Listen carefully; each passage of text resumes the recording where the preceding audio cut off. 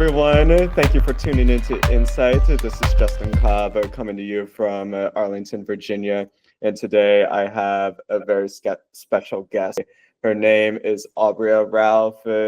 Aubria is the founder of the Scrappy Girl Project, along with several other s- wonderful accomplishments. She is going to tell you all more about that. Aubria, thank you for coming on to the show today. Thank you, Justin. Thank you for inviting me. So a little bit about me. I am a Caribbean American and I live in New York City. And I am a founder, for a leadership development company, Scrappy Girl Project. But I'm also a children's author, children's book author. I released 7 books in 6 months, between 2023 and 2024, The Adventures of Boo and Shin. And I'm recently, I've been really just focusing on writing more about leadership development, working with individuals and companies to develop their leadership teams and, really zero in on the types of culture that they want to have, but also taking ownership of the culture rather than leaving it to, entry level staff to, get the alignment that they're looking for. I am also a finance attorney. So, if you follow me on LinkedIn, you will see a whole lot about a lot, just Yes, based on my wide range of expertise. So thank you again for letting me come in and chat with you today, Justin. of course. You are a, though the expression is jack of all trades. I don't know if that's very gendered. I don't know if it would be a Jill of all trades or how that would work, but you got all the. I like Yeah, polymath. yes. I actually like the term polymath, and it's actually not accidental. A polymath is somebody who has expertise in a range of industries, and the first polymath that caught my attention was Leonardo da Vinci. Yes. And and so like as a kid I was obsessed with the polymaths of old, and as an adult, I kind of told myself I was going to be that at some point, and so I'm basically living the life that I once admired. Yes, I love that. So, and I would love to get to know the person behind all of this. If we can, let's take the clock back a little bit, shall we? Yeah. So, one of the things I always love to talk about with folks is origins. Hmm. Tell me more about what it was like for you, young Aubria, growing up. What were you witnessing and encountering in the world? Yeah, so I was born in the 80s, and so I grew up in the early 90s to mid 90s, and I saw way more things than like it's like even now as an adult I'm kind of like, yo, like you actually experienced that in real time, like, and so Desert Storm, I was well aware of that going on when it was going on. I was well aware of the genocide that was going on in Bosnia, just as far as like global news and global awareness. Like, although I lived in the Caribbean, we were like fully attuned to what was going on in the 1992 elections, where Bill Clinton ousted George H.W. Bush, right? And so like where was I, what was I witnessing? I was a really lucky kid, I think, because I grew up in a nuclear family. Initially, my dad, he was a government worker, was really involved in politics. And so I have these like vivid memories of me, sitting at a table reading like the local newspaper and like asking what a word means. And really just like having those like daddy and me times as a kid. But then, when him and my mom split, she moved to New York, and my sister and I, instead of staying with him, we ended up living with extended family. And so, and it's kind of bizarre because we didn't live together, my older sister and I. We actually lived in separate households. And Mm, so I lived with my grandmother, and in that house, I was the 13th member of the house. And so the number 13 actually has a lot of significance for me. Beyond, Jesus and the 12 disciples. I know people always focus on the 12, but I always think of Jesus as like the head, i.e., the 13th member of that crew, right? And so, I grew up in a very religious household. My grandmother was a pastor. She was so into Jesus, she gave up half of her yard for a church. And Oh, wow. so we went to church 8 days a week. That's how much church we went to. And so, but as a kid, I feel like my cousins and I, we didn't mind going to church. I think it was just part of our way of life, doing devotions. We did devotions with my grandmother on Saturday mornings too. On Sundays, we went to Anglican church, then we went to her Baptist church, and then she sent us off to like Sunday school at a different place. And for me, like, what I really loved about that was my grandmother, although she had her own set of beliefs and, ways of doing things as a Christian, she wanted us to have exposure to as much as she possibly could expose us to so that we could make our own decision, right? And so for me, it's like, and I don't think she ever said that to us, but like in hindsight, I'm kind of like, oh, that's why she had us like going and like, getting another person's take on it. And so I started public speaking as a 4-year-old Oh, as that's a so. as a result of being in her church. All of my cousins and I, all of the 80s babies, we have vivid memories of us reading, the Psalms of the day, Yes. verses from Exodus, like, and just like learning scripture, while also like being kids. Like it wasn't just all like church. I don't want to give that impression. Like, but like we played, like I feel like I had a childhood. I feel like not a lot of people can say that, but I feel like living in that house gave me an opportunity to be a kid. Like Yes. I never really found myself worrying about the things the adults would be worrying about. And I think that's a gift, because we weren't like wealthy people. Like my grandmother had some land, but like we weren't like we're not like, the top 10%, Oh, wealthy no. people in the country, any of that. Um, if anything, we were probably like lower middle class right there, but we also had like our own like farming land, right? So like a lot of our food came from there. And, my grandmother, like, she was just a pillar. She was a pillar in the community. She was a pillar for our family. We all have instances where she basically just kind of told us who we were and what we were meant to be, right? And so, like my most vivid memory of her is watching her kneel and pray for every single one of her kids, her grandkids, and great grandkids that she had met, but also the kids she hadn't met yet. So Oh, like, wow. yeah, like, and Well, she she did was that. thinking about the future. Yeah, and like, I mean, she had been doing that well before I was born, and she did that for like the first 16 years of my life. She passed away in 2001. But it's like when I think about that, like I feel like I had the best of both worlds because I got a lot of structure.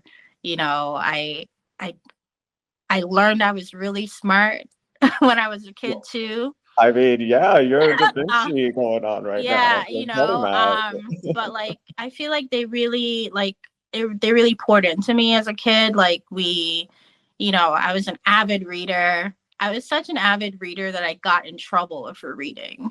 Oh, Um, yes, yes, we you love that.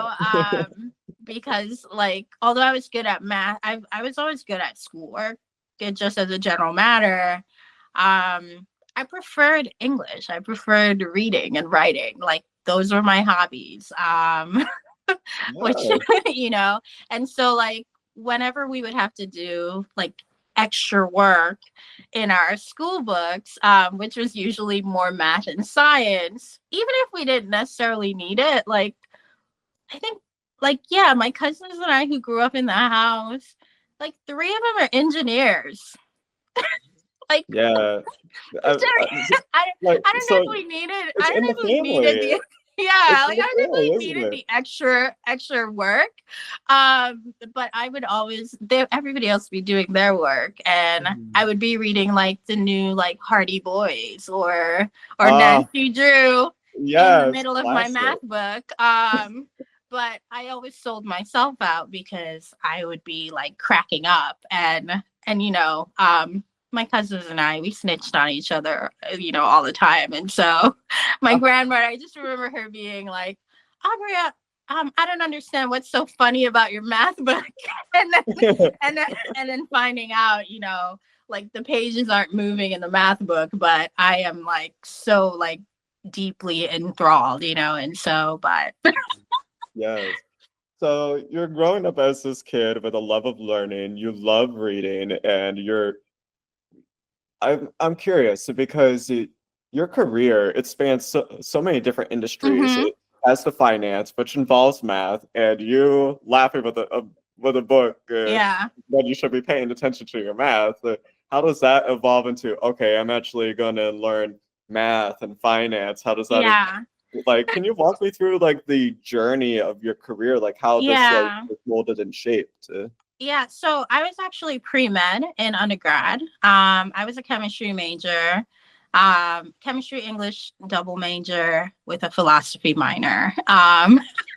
And Okay. and so when I moved to America in 1997, they basically treated me like a STEM kid. So, they didn't do any testing. They didn't ask me what I preferred. It was just kind of like, we're going to put you with the kids your age, and based on how you do, we'll take it from there, kind of thing. And so I ended up in seventh grade.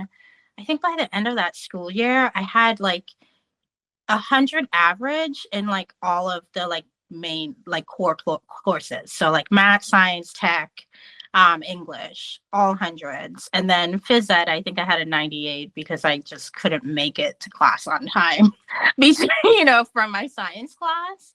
And I've actually written about that fact. And I was actually really bored when I first moved to the States, because in the Caribbean we're on like the British education system. And I know that Americans are going to be annoyed by this, but I'm an American too, and I think it's good to be self-aware. Our education system in America is not what we think it is. And so Mhm. so Yeah. as a 12-year-old, when I moved here, they put me in seventh grade because that's where all the 12-year-olds were. But I didn't learn another new thing in school until my second year of undergrad. So everything was review. And so my family always says to me, "Oh, well, technically it wasn't review because like you did a lot of reading outside of school, so that's why you knew all that stuff." But it didn't make sense to me that I had to, kind of go through like I just kept relearning the same things. And one example I'll give of it is American history. In seventh grade, we had American history. In eighth grade, we had American history. It was the same exact class. In 11th grade, we had American history again. Yep. Same exact class. Oh, like nothing Literally. changed. And then I went to college and I took college American history, same Oh God. class, same exact class. And these are all required. These are like, this is a required class that everybody takes, right?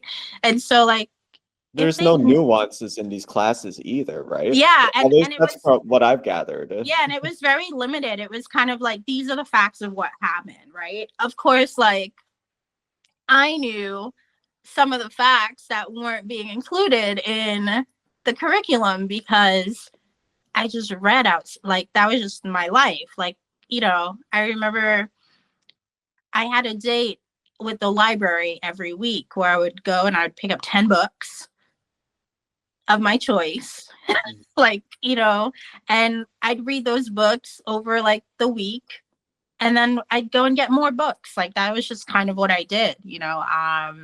And so how did I transition from English to math? Well, it was always there. Like, I had natural skill for math.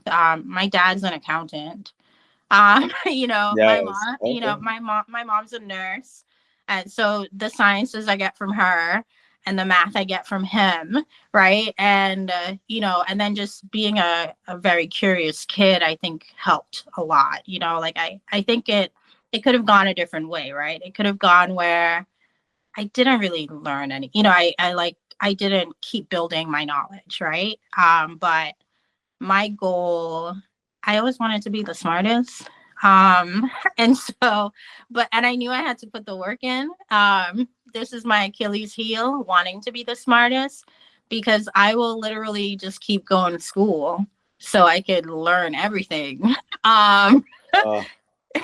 Instead of like getting a job. If I, you know. We're all trying to learn, and it's almost, I had this struggle. This is why I'm resonating with this so much. I had this Mhm. struggle as well. I wanted to learn everything, but a Mhm. lot of it was me also trying to stave off with what the real world was going to throw at me. Yeah, and I mean, but that's like really, to me, like, as a even a teenager, just like having the wherewithal to say, oh, you know what, I I forecast that like this is what the world's gonna look like, and so I'm gonna try to pick up these skills in advance, like, even if I like this other thing, and and just like making sure you keep your options open, right? I to me, like, I think that's a really valuable skill to have, and just be able to do. I think both of us were from marginalized communities, and so we almost kind of have to like create security blankets for ourselves as well, right? Mhm. And so um I'll say that I am a response to the world's behavior towards Black people, right? you know um you think about the rise of this idea that like Black people didn't earn Mm. where they are. But how do you tell me, with my 3 advanced degrees in 3 distinct fields, that I didn't earn the thing when I only needed one of those degrees, Hmm. This right? actually opens the door to one of the questions I ask people too, is what were some of the challenges that you experienced in your career? I know that the whole DEI hire is a trend right Mhm. now in today's harmful rhetoric. Yeah. Give me a sense of, because in a way that trend was never, it's not new. It Yeah. was No, it it's was always been here. there. Well, it's like this mindset that in order to be fair, we have to lower the standard, Mhm. when there's no, it's a fiction that like has just been created, that like somehow the people who were doing everything for so long while other people profited somehow aren't capable. Like, Mhm. it's a very interesting fiction, right? And so I will say, when I worked in retail and I was doing retail management, I had like no issues. Mhm. And I, like, and that's something I've been like grappling with, like, even in the last like few years, just thinking about how every time I leveled up in my capacity, right? And really, for me, like, when I look at capacity, I'm looking at like my capacity to influence the world that I live in. And so in the retail space, it was more local. Like, I had more local impact, right? When I started teaching, I have, you know, close to 2,500 ex students over a 10-year period, right? And they live all over the world. So wherever they are, they've taken a piece of me with them, right? And so I remember when I shifted into teaching, actually, let me back up a bit. Was when I got my last promotion in retail, I I was on this mission to just get more money, right? And so I worked at Papyrus, part of Sherman Retail Group. Do you know Papyrus? I've heard of them. The I so think they have yeah, a couple of stores here in the yeah, DC area. they're luxury greeting cards and custom printing. Um, Yes. and frankly, I think you have to have a special talent to be able to sell somebody a card for $28. Okay. Like that is a gift. I don't care what anybody says. That is a special gift. And Mhm. I remember my team. We basically like we were all like just trying to make money, and so like we got bonuses when we made our goals, and we would create stretch goals so that we would always make our goal. And so I remember using that as a tool to actually gain access to promotions. And so every time my boss she'd kind of be like, Aubria, you did a really good job. And every time she'd be talking me up, I would always respond with, oh, that sounds great. I was thinking I could have more responsibility now. And then, basically work out a raise. And so over a 2-year period, I got 6 raises and 6 promotions. Wow. That's awesome. Yeah. And it's funny when I think about it because, my title didn't change and I've never really been hung up on titles. In retrospect, I wish I were a little bit more hung up on titles because titles do matter. Even though they say they don't, they do.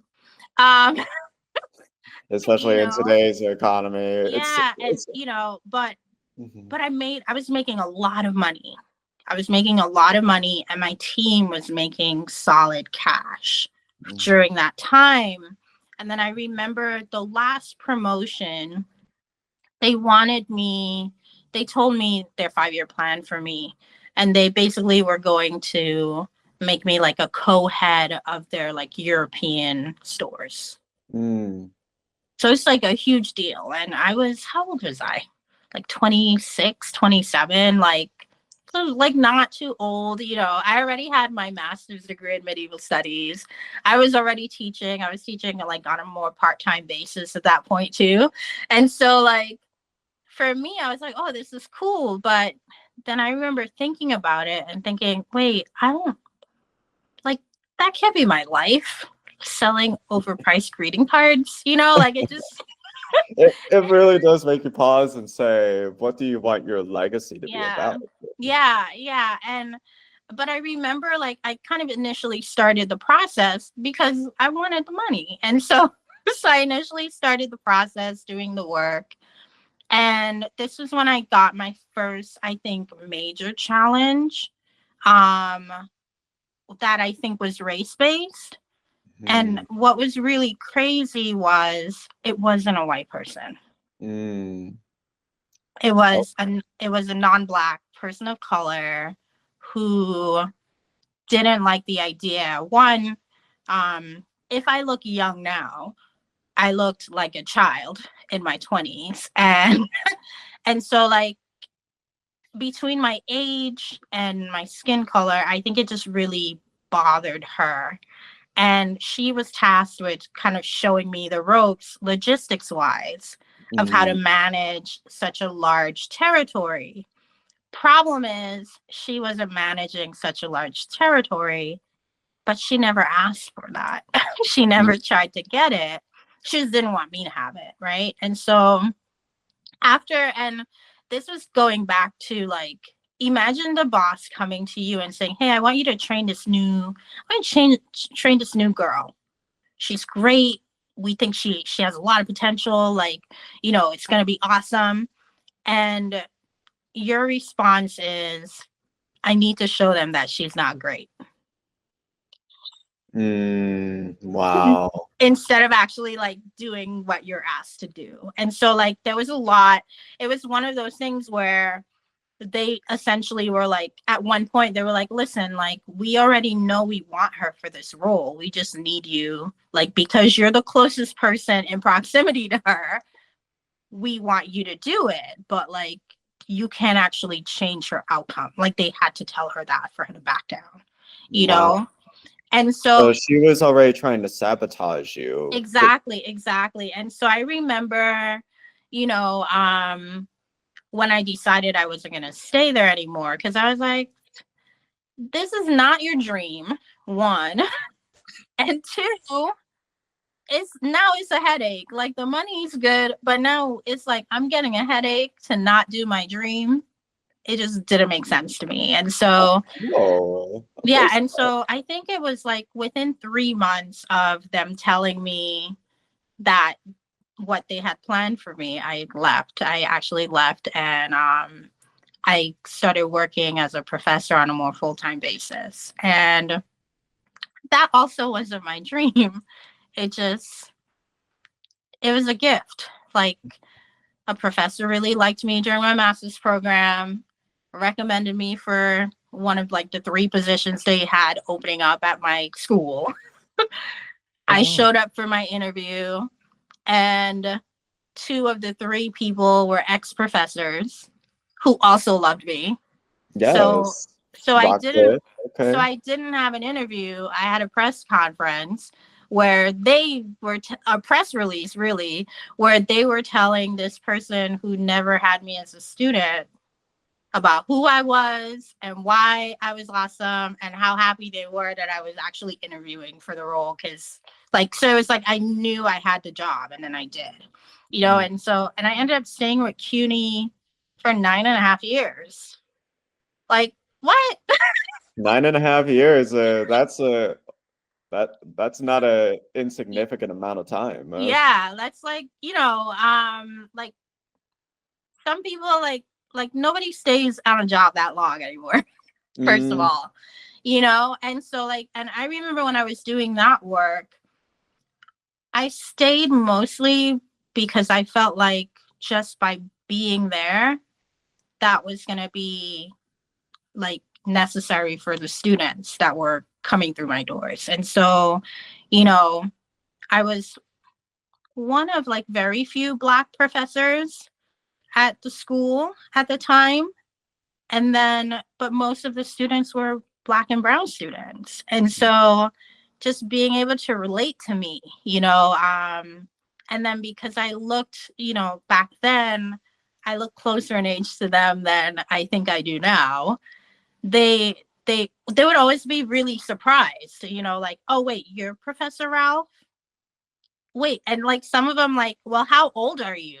Like imagine your students like, I remember I had one student, he was kind of like, he was so taken aback when he walked in the room and saw me. He was like, are we being punked?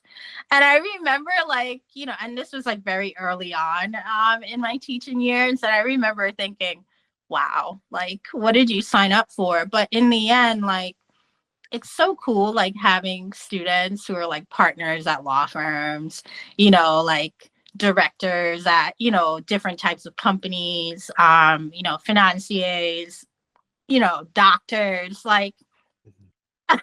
Well, you're also serving as a testament to what is possible. Yeah. And it was actually during my teaching years, my students, kind of flipped one of my assignments back onto me, and they were like, you're always asking us what our 5-year plan is. What's your 5-year plan? And, I was smack in the middle of the last 5-year plan because I should have been in law school at that point. Like it was well past 2009, but I wasn't even thinking about law school anymore, to be honest. And part of it was like, I was just in a different place mentally at the time, I think.